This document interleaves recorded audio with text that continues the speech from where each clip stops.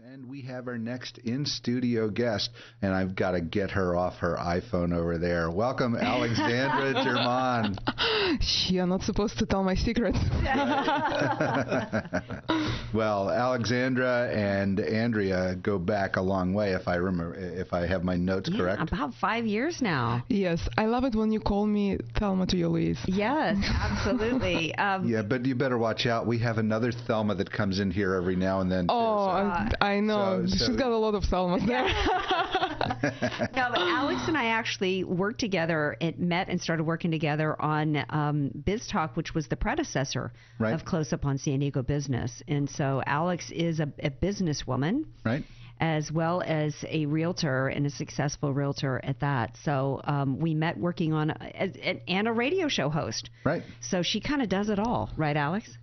Well, I kind of started radio show because of you. You remember you started your show and you needed a co-host. Yeah. And yeah, when I did my very first Andrea Kaye show, I called Alex and I asked her if she would sit in with me and be the co-host on my very first broadcast. And so then when she started her show, her business show, Women on Top, I sat in with her. And we've just been having fun on the radio for a while you've also been lighting things on fire in the real estate market here in San Diego. Yes, I have. So tell us a little bit about your real estate practice. Who are you with? And tell us more about what you do. I'm with Coldwell Banker in La Jolla, which is expanding tremendously. We have now 3 offices on Prospect. So I think... 3 offices on Prospect? On Prospect, yes. Wow. Yes, 930 Prospect. It's the office that was always there next to Smashburger. Then there is a brand new office where I am at. It's 888 Prospect Street. It's literally across the street from 910 restaurant. Right. Mm-hmm. It's on the first ground floor. It's all glass. It's absolutely gorgeous. And former Pete Middleton's office, now it's Coldwell Banker. Mm-hmm. So all 3 offices are Coldwell Banker. Wow, you guys are taking over La Jolla, baby. We are taking over the world. I love that. Now, speaking of the world, I mean, with that accent, what, you're from Texas? What is that where? Minnesota. Yeah. Before we get a little bit more into your background in terms of real estate, tell everybody about how you came here to the States. I love this story. I came here as a refugee. I've lived here for 17 years. I'm from Latvia, former USSR, post-Soviet Union. So, yeah, I love California. I love United States. And I know we've talked a lot about how I was shocked by what is United States when I got here, because that's not what I was told when I was growing up. Right. Yeah. I think you originally told me how shocked you were to see groceries on the shelves because you had been raised to think that how poor we are. But then here you are these years later, you've embraced the free market capitalist system, the business world. Easy to do. Got used to the weather. Got used to the weather and making money, right? So how do you make an adjustment from let's just call it a poor country. We're growing up there, and then you come over to California and come into San Diego. How did you make that adjustment? How did you determine you wanted to get into real estate on top of that? The adjustment wasn't easy because, growing up, I never thought how beautiful America is. We were told we were in a Cold War, so it was a propaganda against, you guys had against Russia and vice versa. It was tough to believe that you grew up with lies and deceit from your government, but we all had to open our eyes eventually. And the reason why I got into real estate is because, first of all, I think that's where you can build your wealth, in real estate. And I have a education in economics and sociology, and I knew it's either stocks or real estate, and I just don't get stocks. Well, that's good because I don't need any competition, okay? Exactly. Yes. And second, I think I was a single mother for a while, and I wanted to be there for my child. And you have a flexible schedule, which is very important. So that was a big part of why I wanted to be in real estate, so I can work my own hours. So I,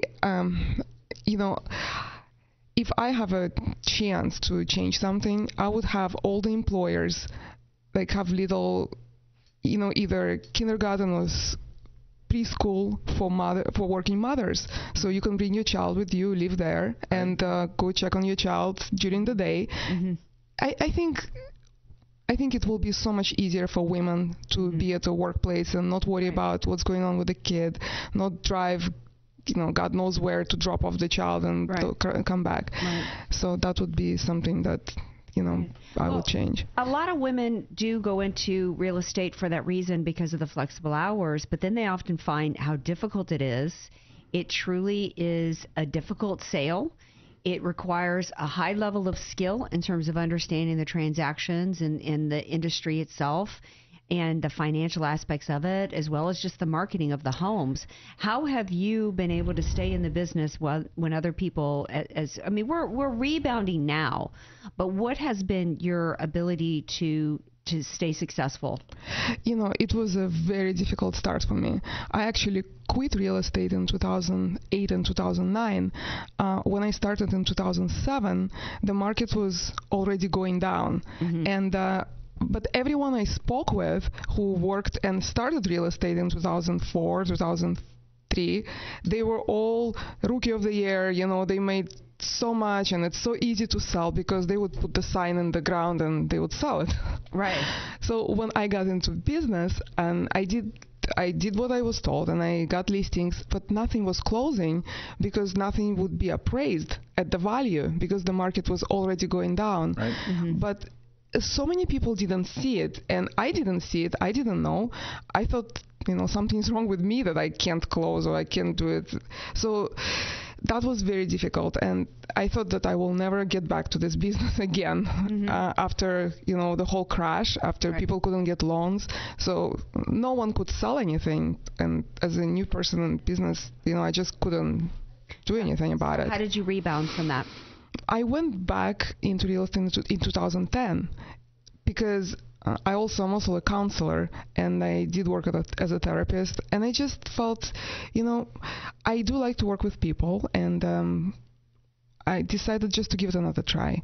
And when I started working with distressed properties, with foreclosures and short sales, and I took a lot of seminars. I learned. It's a really tough learning curve, mm-hmm. and you need to have a lot of patience. You need to be calm, and sometimes things don't close, sometimes they do close, mm-hmm. but it's very rewarding in terms of you learn the market, you work with great people, and I like what I do. And you're with a great organization. I love my company. They're so supportive. I have the best manager I think I've ever worked for. Very, very supportive. They give us so much. And, it's my pleasure to go to the office every day. Yeah. Well, we're running short on time before we go to a break, but I'm going to ask you to sit in, and we're going to finish this up right after the break. Sounds good. Great. You're listening to Close Up on San Diego Business here on KCBQ, streaming live at am1170theanswer.com. Send us a tweet at CloseUpSD, or just find us on Facebook. You can always email me at barry@closeupsandiego.com.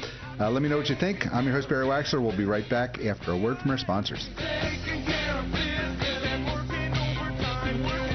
Okay, we are back. I'm your host, Barry Waxler, here with Andrea Kay and Urban Miaris, and we have our guest still with us, Alexandra Germon from Coldwell Banker. So, one of the things that you mentioned to me on break was that we're coming into, and I don't think a lot of people know this, we're coming into a second wave of foreclosure in this county. Yes, I've worked with investors in foreclosures and short sales for a while, since 2010, and they did dry up in the past 2 years, and I see that there is a second wave coming. The banks still own a lot of properties that are not on the market yet. They're putting them on the market little by little, but there were many loans that were made in 2005, the second loans, that had interest only 10-year term, and it's 2015. So now the principal payments will start. So if the property didn't appreciate, and it's, if people cannot pay, there's another $1,000, $2,000, $3,000 for principal amount, they will have to let the property go. Right. Well, actually, I'm going to shift gears and ask you. One of the things that I saw when the short sales and the foreclosures were prevalent was a lot of people were able to do loan modifications and go in and adjust the loans with the banks. Is that, and I know that market's dried up, but is there another market coming for loan modifications? I don't know, because the only reason people could do loan modifications because they were financially unable to pay, and they had to show the hardship. So the economy is better now, and if people are making money, and they will have to show what they make, and at that time there were so many people that were unemployed, and you remember it was almost a great recession or depression. Right. So right now, I don't know if people can do loan modifications because that time frame, I think it's over. And I think what I see with foreclosures now, there are not that many postponements, and banks just foreclose. They're done with all the talk. Banks aren't giving breaks anymore. No, not much. Right. Yeah. Interesting. Now there's there's a perception out there that buying a property that's in foreclosure is a scary thing and something to be avoided. What do you say to those people? Buying property at the auction is scary because you don't get to do any inspections. You don't get to, you buying a cat in a bag. It's as is. And you don't know what's going on with the property. Many investors do that because they have a lot of money, and if they make mistake in one or two, they're gonna cover it up in another property. But if you are going to buy your residence, and for example there is a foundation issue that will cost you hundreds of thousands of dollars to fix, you're done. You lost money. Right. Or there could be title issues. So for big investors, it makes sense to buy property in auctions, but it's very hard to compete with them if you just gonna go buy it and sell. But to buy foreclosure on a market, there's nothing wrong with it. You just do your inspections, and if you can beat all the investors that come in with cash, then that's good. Yeah, that's called good luck with that one. Good luck with that one. Where do you feel these new foreclosures will be coming about? What part of San Diego? Any communities in particular? They're gonna be higher end. Now it's a high-end foreclosures time. They're coming some in La Jolla, Rancho Santa Fe. I see a lot of higher end. It used to be all low end.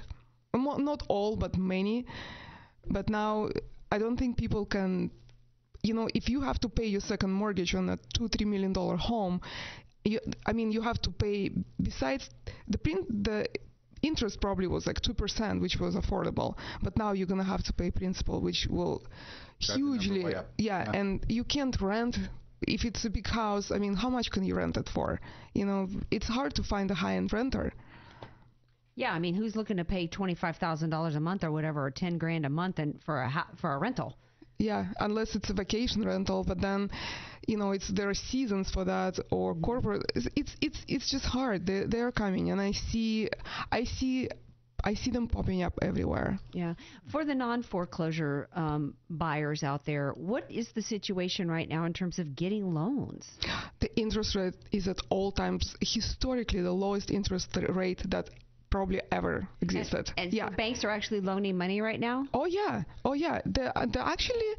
They're loaning money much better than they used to. Okay. And that's a huge misconception when people think that if they had foreclosure or bankruptcy or short sale, they cannot buy. Yes, they can. Just talk to a mortgage person. I think you need 3 years after, Well, I'm gonna interject and say that, if we're coming into the next wave of foreclosures and we're going to see more short sales coming up, we're going to see a lot of different things going on. Now is the time for people to call in, whether I'll recommend they call Alexandra, or call their realtor, call their loan officer, call somebody in the business, and do some investigative work beforehand. Don't wait until the last minute. Get yourself positioned. Yeah. Because if the interest rate will go up, and people in business are talking about interest rate going up, it will go up, and it will go up a lot. Do you have to have 20% down? No, you don't. You can buy a house with 3.5% down. Yeah, government loans. Yeah. So, well, I think we're running short on time on this. So, Alexandra, tell our listeners how they find out more about you. How do they get in touch with you? They can call me or text me. I know nowadays a lot of people like to text 619-985-5323. Okay. That's the best way to get me. And your email address? My email is alexandra.germon, Germon, @camoves.com. Perfect. Awesome. So you're listening to Close Up on San Diego Business here on KCBQ, streaming live on the web at am1170theanswer.com. Give us a tweet at CloseUpSD. Email me at Barry at closeupsandiego.com, or find our page on Facebook. We want to hear from you.